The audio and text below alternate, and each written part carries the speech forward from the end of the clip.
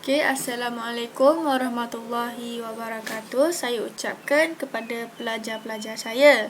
Hari ini kita akan sambung pembelajaran kita pada subtopik yang terakhir, iaitu teori perlanggaran dalam bab 7 kadar tindak balas. Bersama saya Cikgu Husna dan juga pelajar-pelajar 4 beta. Kita teruskan. Untuk standard pembelajaran kita pada hari ini, saya harap pada akhir pembelajaran pelajar dapat menghuraikan teori perlanggaran, menjelaskan dengan contoh tenaga pengaktifan dan juga dapat mentafsir gambar profil tenaga bagi tindak balas eksotermik dan juga endotermik. Sebelum kita mulakan kelas kita pada hari ini, saya harap pelajar dapat bersedia bersama dengan buku teks kimia dan buka muka surat 243. Ini adalah senarai nama kumpulan masing-masing. Yang pertama, Aida Syazwani dan Siti Nuraini dan lain-lain lagi. Kamu boleh lihat di sini. Kamu boleh hentikan sebentar video ni dan cari nama kamu masing-masing. Pada akhir kelas nanti saya akan bagi tahu apa yang kamu perlu buat dalam kumpulan masing-masing. Jadi, sila tonton video ini sehingga tamat. Jom kita mulakan kelas kita pada hari ini dengan yang pertama, iaitu teori perlanggaran. Jadi, teori pelanggaran ni macam pernah dengar kan, teori pelanggaran. Jadi, teori pelanggaran, teori kinetik Jirim ini kita telah belajar dalam sains tingkatan 2. Jirim terdiri daripada zarah yang halus. Halus ini maksudnya kita tak boleh nampak dengan menggunakan mata kasar kita. Dan diskrit yang sentiasa bergerak. Bergerak ni dalam sains dia terdapat 3 jenis. 3 jenis, iaitu yang pertama pepejal, yang kedua cecair dan yang ketiga adalah gas. Dari segi pepejal, ia bergerak dalam kedudukan tetap. Tetapi cecair dan juga gas ini bergerak secara bebas. Bergerak bebas. Oleh itu, apabila zarah-zarah ni bergerak ataupun bergetar, zarah-zarah ini akan berlanggar antara satu sama lain. Peliknya, apa pasal aku ini?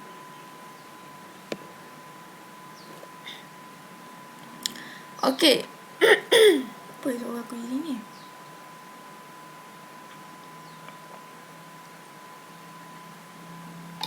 Nama tak kecil ke?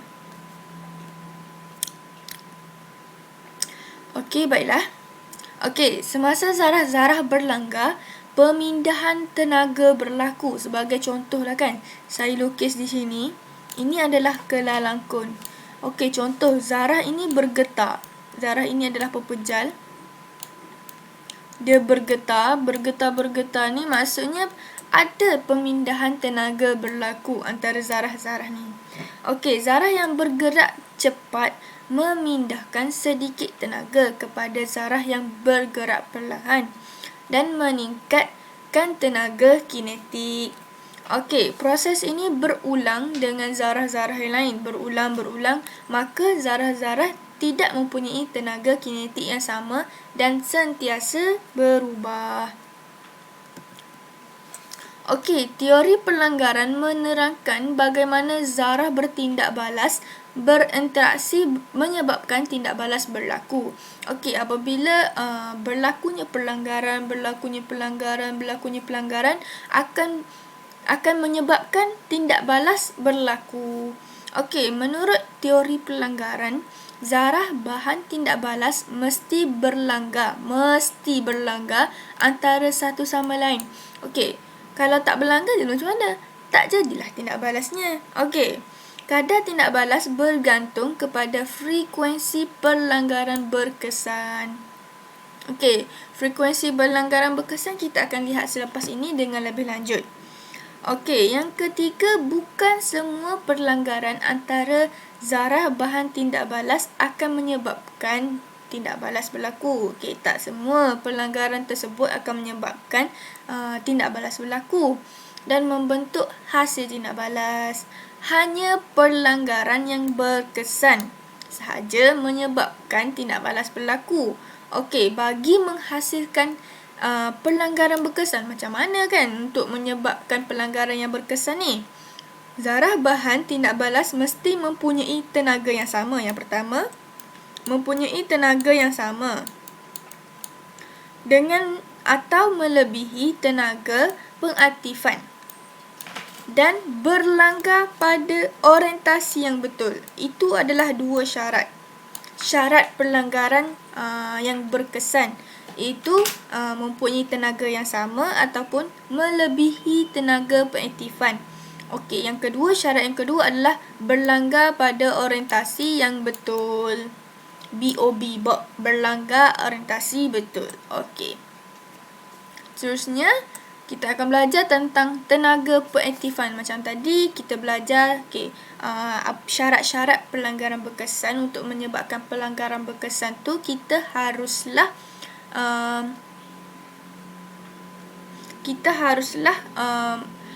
mempunyai ataupun melebihi tenaga pengaktifan. Okey, tenaga pengaktifan ini dalam erti kata lain, tenaga pengaktifan diperlukan untuk memulakan tindak balas.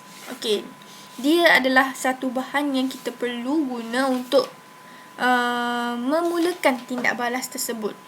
Okey, tenaga pengaktifan adalah seperti halangan tenaga yang perlu diatasi. Okey, seperti gambar kuda ini, analogi tenaga pengaktifan adalah, contoh terdapat palang di sini dan kuda tersebut haruslah melompat untuk melepasi daripada halangan tersebut. Okey, diperlukan untuk seekor kuda untuk melepasi halangan sama seperti tenaga pengaktifan yang diperlukan oleh zarah untuk memulakan tindak balas. Okey, zarah bahan tindak balas perlu mencapai tenaga minimum yang dikenali sebagai tenaga pengaktifan supaya memecahkan ikatan dan zarah bahan tindak balas dan dapat membentuk ikatan baru dan hasilkan tindak balas. Tindak balas berlainan mempunyai tenaga pengaktifan yang berlainan. Maksudnya, lain-lain bahan yang digunakan mempunyai tenaga yang berlainan. Okey, di sini kita boleh lihat gambar rajah yang saya paparkan ini. Tenaga pengaktifan diwakili dengan simbol EA ni. Okey, dalam gambar rajah profil pengaktifan merupakan perbezaan tenaga di sini. Perbezaan tenaga dari paras tenaga bahan tindak balas dengan puncak lengkungan graf. Kita boleh lihat di sini, ini adalah EA. Dari sini hingga ke sini, ini adalah dipanggil sebagai EA, iaitu tenaga pengaktifan.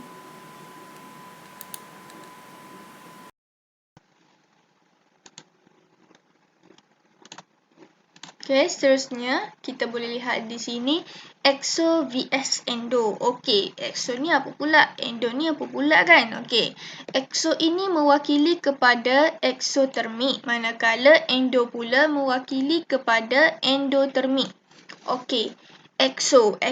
Apabila kamu semua mendengar perkataan eksotermik apabila kamu menyebut perkataan tersebut, kita boleh lihat, kita boleh merasakan ada udara yang keluar. Maksudnya kita boleh analogikan, kita boleh ingat dalam peperiksaan ataupun apa-apa bila kita menjawab soalan, eksotermik adalah satu perkataan yang menyebabkan haba terkeluar. Maka ia boleh membebaskan haba. Manakala sebaliknya dengan endotermik. Okey, ini kita boleh lihat gambar rajah profil tenaga, iaitu untuk tindak balas eksotermik dan juga tindak balas endotermik. Okey, ini adalah bahan tindak balas. Untuk tindak balas eksotermik, jumlah tenaga bahan tindak balas melebihi jumlah hasil tindak balas. Okey, ia adalah melebihi hasil tindak balas. Manakala sebaliknya juga untuk endotermik. Okey, ini adalah teori perlanggaran berkesan macam kita belajar tadi. Kita imbas kembali syarat-syarat untuk menyebabkan penghasilan pelanggaran yang berkesan ada dua, iaitu yang pertama, EA itu tenaga pengaktifan melebihi ataupun sama. Yang kedua adalah Bob itu pada orientasi yang betul. Okey, ini adalah orientasi pelanggaran yang betul menyebabkan menghasilkan pelanggaran yang berkesan.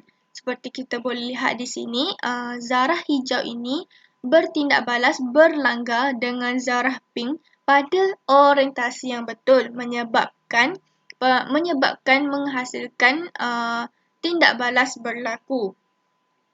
Okey, jika zarah bahan berlanggar pada orientasi yang tidak betul. Tidak betul ini dimaksudkan dengan apabila zarah hijau ini melintang zarah pink ini pada keadaan menegak, maka zarah akan terpantul kembali dan tiada tindak balas akan berlaku. Okey, untuk orientasi pelanggaran berkesan dan kadar tindak balas. Kadar tindak balas bergantung pada kadar pelanggaran yang berjaya antara zarah bahan tindak balas. Okey, kita boleh simpulkan di sini, apabila lebih tinggi frekuensi pelanggaran berkesan, maka lebih tinggi kadar tindak balas. Okey, sekiranya lebih rendah frekuensi pelanggaran berkesan, maka lebih rendahlah kadar tindak balas. Senang sahaja. Okey, apabila tinggi juga dengan tinggi. Apabila rendah akan dikaitkan dengan rendah kadar tindak balas. Okey, kita boleh lihat di sini apabila kesan kepekatan ke atas kadar tindak balas. Okey, berdasarkan gambar rajah A dan juga gambar rajah B, kita boleh lihat di sini kepekatannya berbeza.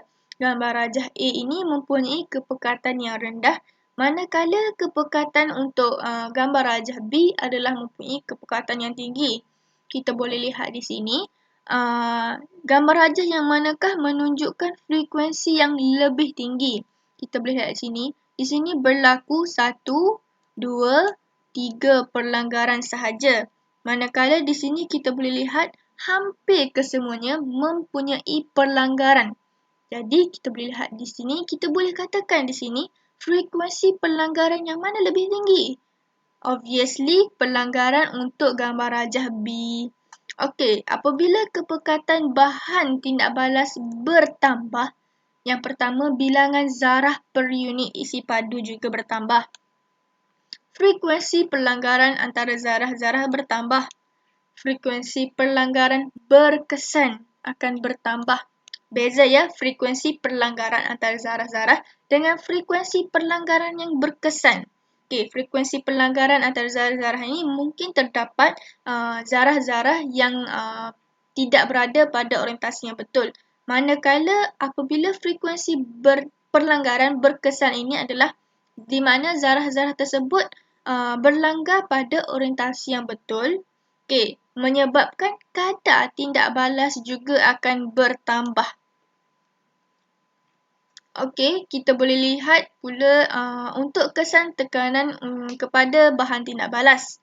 Okey, bagi tindak balas yang melibatkan gas. Perubahan tekanan adalah sama dengan perubahan kepekatan gas. Apakah kesan tekanan gas ke atas kadar tindak balas? Kita boleh lihat di sini, apabila tekanan gas bertambah, bilangan zarah per unit isi padu bertambah. Isi padu pelanggaran, frekuensi pelanggaran antara zarah-zarah juga bertambah.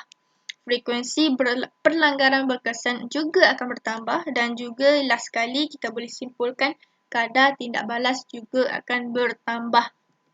Okey, ini adalah kesan saiz bahan tindak balas ke atas kadar tindak balas.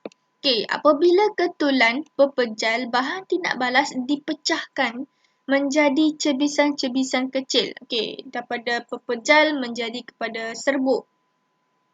Jumlah isi padu bahan tindak balas kekal sama. Okey, namun begitu jumlah luas permukaan bahan tindak balas akan bertambah. Rajah 7.4 ini menerangkan kesan saiz bahan tindak balas ke atas kadar tindak balas. Okey, Ini adalah ketulan pepejal bahan tindak balas. Hanya zarah di luar pepejal bahan tindak balas berwarna merah jambu dapat berlanggar dengan zarah bahan yang berwarna hijau. Okey, apabila dia dipecahkan, luas permukaan terdedah bertambah menyebabkan lebih banyak zarah warna pink jambu ini dapat berlanggar dengan warna hijau. Okey, kita boleh simpulkan di sini, apabila jumlah luas permukaan bertambah, jumlah luas permukaan yang terdedah kepada pelanggaran juga bertambah, maka frekuensi pelanggaran berkesan juga bertambah dan akhir sekali kita boleh simpulkan kadar tindak balas juga bertambah. Okey, kita boleh lihat pula kesan suhu ke atas kadar tindak balas. Okey, kita boleh lihat di sini, balang A adalah mempunyai suhu yang rendah, manakala balang B mempunyai suhu yang tinggi. Kita boleh lihat di sini, pada suhu yang rendah, ia mempunyai 1, 2, 3 pelanggaran sahaja, pelanggaran yang berkesan sahaja, manakala untuk suhu yang tinggi, hampir semua mempunyai pelanggaran yang berkesan. Jadi kita boleh katakan di sini, apabila suhu bertambah, maka tenaga kinetik zarah tindak balas juga bertambah. Lebih banyak zarah bertenaga untuk mengatasi tenaga pengaktifan. Okey, ni ayat lain sikit daripada yang sebelum ni. Frekuensi pelanggaran berkesan antara zarah juga bertambah. Kadar tindak balas, akhir sekali kadar tindak balas juga akan bertambah.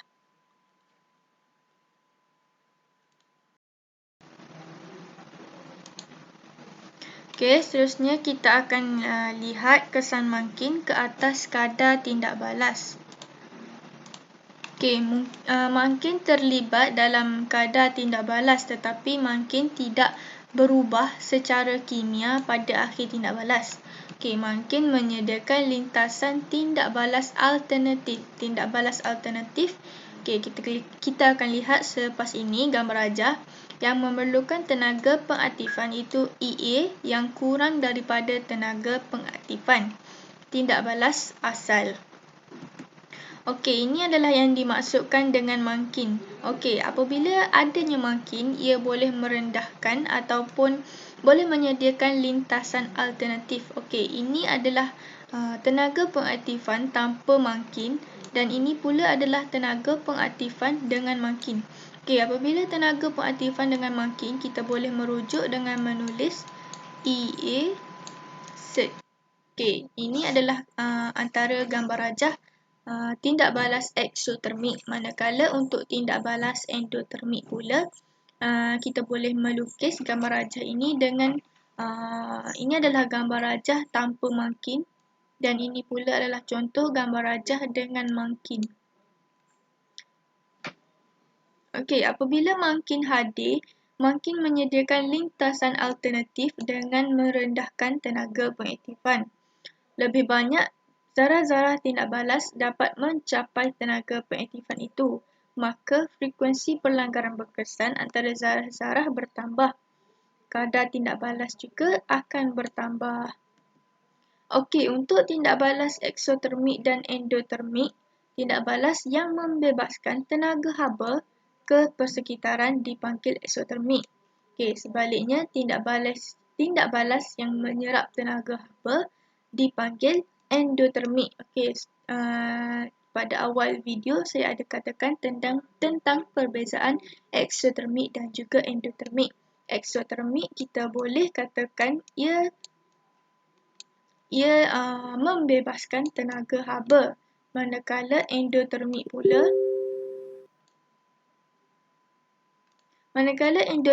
pula adalah tindak balas yang menyerap tenaga haba, dia serap tenaga haba. Okey, ini adalah tindak balas eksotermik dan juga endotermik. Okey, ini adalah tenaga pengaktifan dan juga ini adalah haba yang dibebaskan. Okey, ini adalah tenaga pengaktifan dan juga ini adalah tenaga haba yang diserap. Okey, perubahan kandungan tenaga yang berlaku semasa Semasa bahan tindak balas bertukar, tindak balas dipanggil haba tindak balas yang diwakili dengan segitiga H. Kita tulis sebagai haba tindak balas. Okey, ini adalah latihan pengukuhan yang saya mahu kamu bekerjasama dalam kumpulan masing-masing. Okey, kamu semua boleh menghantar tugasan kamu semua kamu semua boleh menghantar tugasan kamu semua dalam satu kumpulan yang diwakili oleh seorang sahaja. Jadi seorang sahaja perlu menghantar tugasan kamu. Okey, kamu decide lah siapa yang akan menghantar dan kamu perlu bekerjasama dalam kumpulan untuk menyiapkan latihan pengukuhan ini. Okey, ini adalah rumusan kelas kita pada hari ini. Okey, teori pelanggaran apabila zarah A bertindak balas dengan zarah B akan menghasilkan zarah C apabila ia berada pada orientasi yang betul, mempunyai tenaga yang minimum ataupun sama daripada tenaga pengaktifan. Okey, yang kedua, kadar tindak balas bergantung kepada frekuensi pelanggaran yang berkesan. Okey, itu sahaja kelas kita pada hari ini. Saya harap kamu semua boleh menyiapkan tugasan yang saya sediakan ini dalam kumpulan masing-masing. Okey, saya harap kamu semua dapat menjaga kesihatan masing-masing dan terus bersemangat untuk belajar dari segi PDPR ini. Okey, sekian daripada saya. Terima kasih.